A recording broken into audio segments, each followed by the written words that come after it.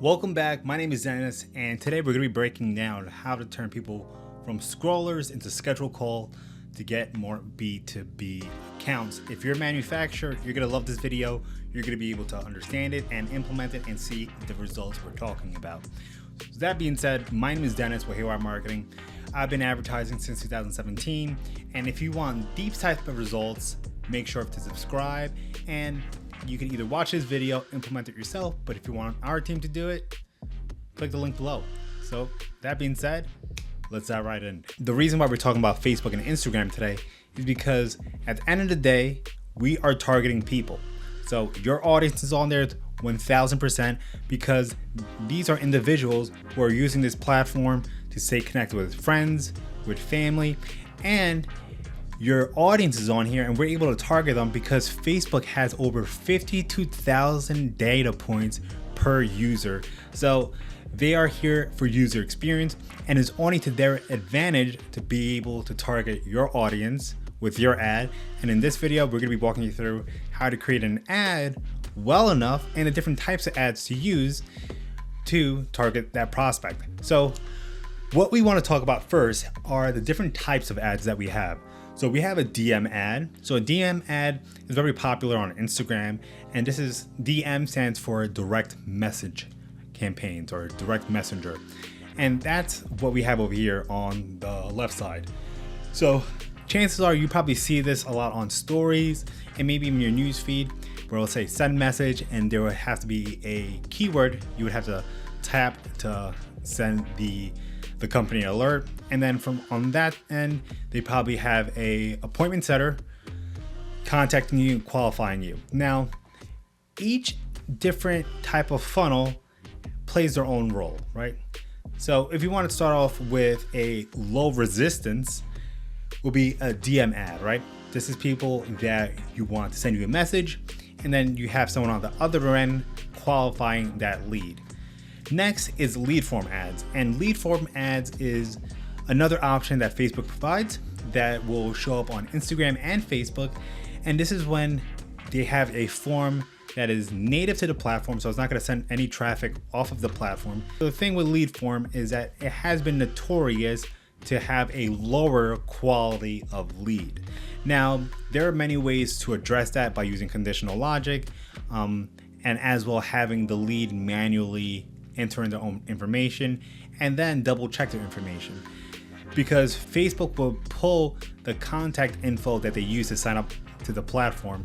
So as you can see right here, we'll have their full name, their phone number that they used at the day to sign up to their platform. Now, if they never updated that information, you sometimes can get a old phone number that's out of service, or maybe Mr. Smith is no longer using that phone number. Same goes for their email.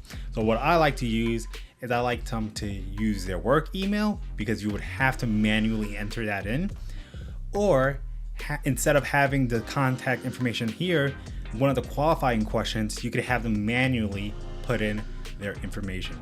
Next up is a landing page. So when it comes to the level of resistance, DM is, I'll say, the lower least resistance. Lead form, say mid resistance, and then landing page will be the highest resistance. Now, as resistance and frictions increase, so does the quality. But keep in mind, so does the cost of the lead. So there's a fine line to battle here. Now, the cool thing about landing pages is that you're able to send traffic to a website, and if you have different softwares on that landing page, like maybe you want to use Typeform instead of a regular lead form, that can help with qualifying the lead, and then only sending qualified leads to hit the pixel that then will then go back to Facebook to qualify that lead and sending you more traffic that resembles that lead that was qualified. So let me take a step back and talk about the Facebook pixel. So Facebook pixel is a strip of coding that you will add on your landing page, and this is how Facebook can register if a positive event occurred on your site. Meaning if someone purchased, that data will go back to Facebook. if someone filled out a form, that data will go back to Facebook. If someone scheduled a call, that data will go back to Facebook. So whatever action you're looking for on a landing page, you can send that back on to Facebook. Now, for example, with a lead form, all you're optimizing for are leads. So when someone submits their information, you can have a thank you page, and that thank you page could be a booking call. Now, people are able to schedule a call with you, but that data will not go back to Facebook and optimize that campaign, even if there's a pixel, because on the ad set level, there's no option for a pixel to optimize for that event that you're looking for. I don't know if that might be a little confusing, but that's kind of the breakdown of DM ads, lead forms, and landing page. Now, if you're just getting started with running ads, I would recommend to start with something with the least amount of friction, because there are 3 different levels that we would have to, I'll say at a minimum, we would have to optimize for. So one is your offer, which is on your creative. Second is the form itself, so the qualifications. If you're too aggressive, that's gonna increase our calls per lead, but maybe you don't have to be that aggressive to get a qualified lead. And the last one is the landing page. That section also has to be optimized depending if you're adding a video on there and doing a VSL or a webinar or opt-in of some sort. So I would recommend starting off slow and then little by little increasing that resistance to increase the quality per lead. Now, if you are unable to have someone in the DMs qualifying leads as soon as they come in, I would not recommend that type of funnel. I would recommend starting off with a lead form. Here's a quick breakdown of DM ads. Now, DM ads is through Facebook's lead objective, and sometimes it's under the engagement objective, and you can get people who are messaging you as well commenting on your ad, which is a plus. So if you're getting people commenting on your ad, you would have to then manually reach out to them, and so a lot of the times you can get people's full name, and if your sales rep is aggressive, you can find their information online and then reach out to them to that way. Next up is with lead form and landing pages. Depending on how your organization is set up, if you have a CRM, if you do not have a CRM, you could use Zapier and hand connecting your Facebook lead form to Zapier and either sending that to your Slack channel or to email or even into your CRM. And then you have landing pages where you could have people schedule a call and sending that data back to Facebook. Now, when we are creating an ad and we want it to perform well, we need to do research. Now, that research is going to be quite extensive, and this can actually make or break your campaign. So first, we do not want to reinvent the wheel. If you have competitors that are currently advertising, you want to see what they're doing. Now, there's a ton of free tools out there that we're able to use to spy and see how long competitors are running ads. For example, we have floorplay.co. You also have Facebook ads library. And even if you're in the space, there's a high probability you're also getting your competitor ads. And then you can see that as well if you go onto their Facebook page and look at their page ad transparency. You can see all their ads running there.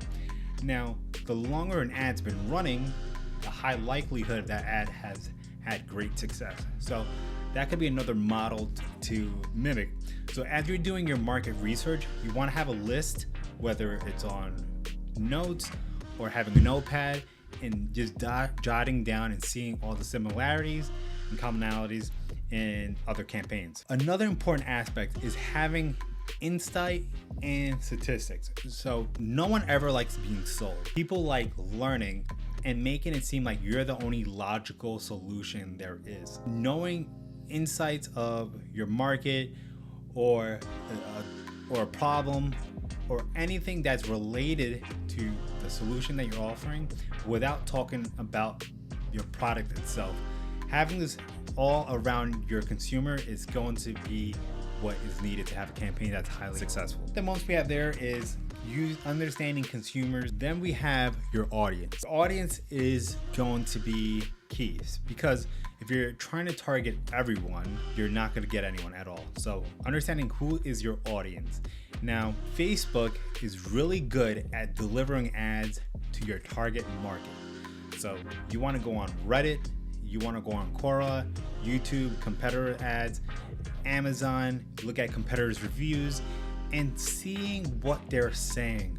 What solutions are they looking to get? What problems are they trying to solve? What's keeping them up at night?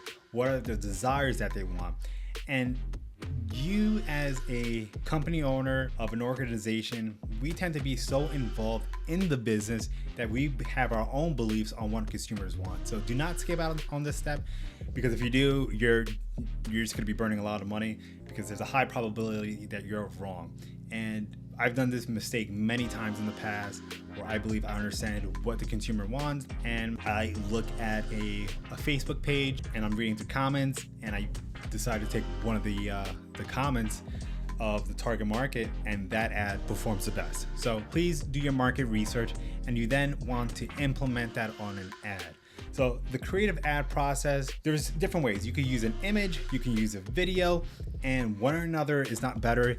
But depending on how much you need to explain your solution, then you might have to opt into a video. So I took these screenshots from foreplay.co, and you can see this ad has ran for 1,039 days. This ad has ran for 949 days, and this ad has ran for 622 days. That means these ads were highly successful and profitable. So let's just talk about Happy Health. How to say goodbye to arthritis pain with natural treatment. And this looks like an arm in a bucket of ice. Quite simple, nothing fancy, but it's been running for over a year, maybe almost 2 years. And that speaks volumes. So do your market research.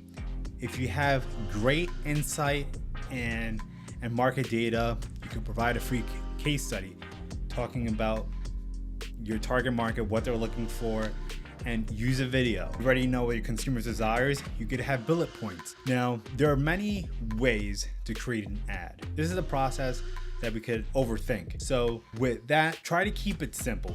I will suggest having 3 creatives, so 3 different images or videos, and only changing one thing on each image or video.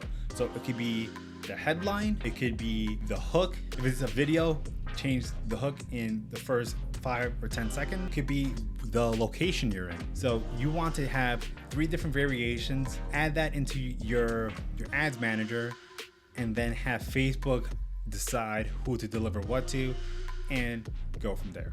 Facebook has been notorious for some marketers and advertisers and even companies saying that they're pulling low quality leads. And this is a qualification process. So depending on the type of funnel you're using, if it's a DM ad or lead form or landing page, the qualification will look different in each way, whether it's manually done or using a form or a video or something along those lines. We need to qualify your prospect. Now, if you're selling a high ticket item, let's ask some hard questions on the front end.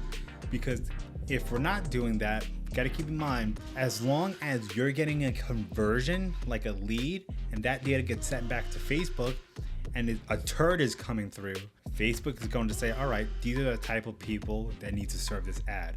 So you want to be strict with your qualifications, but not overly strict. We just want to eliminate bad buyers. For one of my ads, I use an audience qualification question. I ask them, are they a B2B manufacturer? Are they a manufacturer that produces their own product?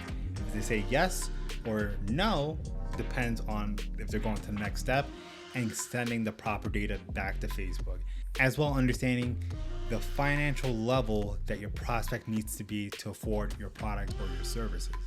So if they're able to pay $5,000 a month, or do they have X amount of credit score, we want to ask these hard questions and then send that data back to Facebook. Now, when people submit their information and they're now scheduled to speak with you, there's a couple things to keep in mind. So you want to book out too far. We have done that mistake many times and people tend to forget. So 3 days tends to be the sweet spot. It's not too far and it's not too close. Now, when someone fills out a form and they schedule a call, I always manually follow up with them. Whether it's calling them, sending them a text, you want to stand out from your other competitors. As well, you don't want to have a generic follow-up saying, thank you for following up, looking forward to speaking with you on Monday. You want to stand out. You want to build belief, increase that level of interest, handle any objections. If there's a common misunderstanding in your industry, address it right away with a video or an email. These people are opting in to your process because they're interested.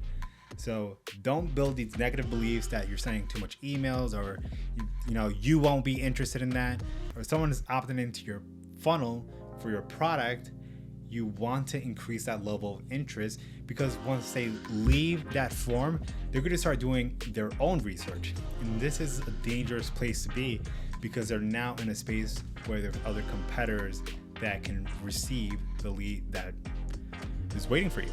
And whoever gets to them first is usually the person that they're going to do business with. So always have manual follow-ups, don't have generic emails, and keep your window available for booking a call, 3 days at most. Now, when you are running ads on Facebook, you're going to need one thing at least, and that's having a CRM. I wouldn't recommend having Google Sheets.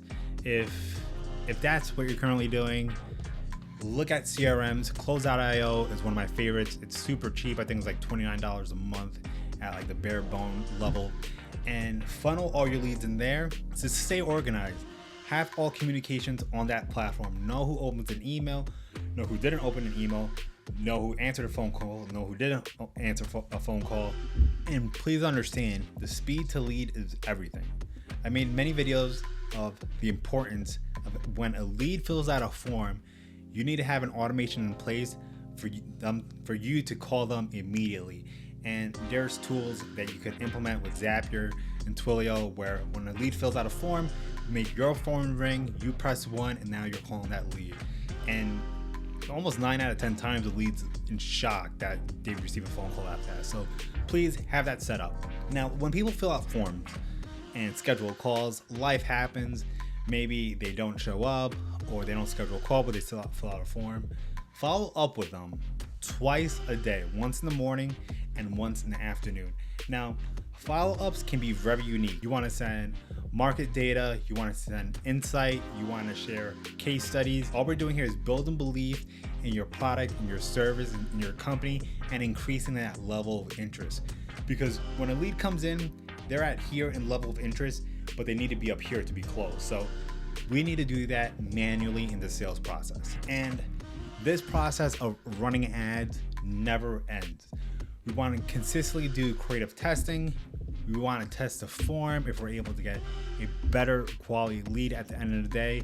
So keep all this in mind. So with that being said, I hope you enjoyed this video. I hope you gained a lot of insight. And if you want us to implement this for you, click the link below. Thank you for watching, and we'll talk soon.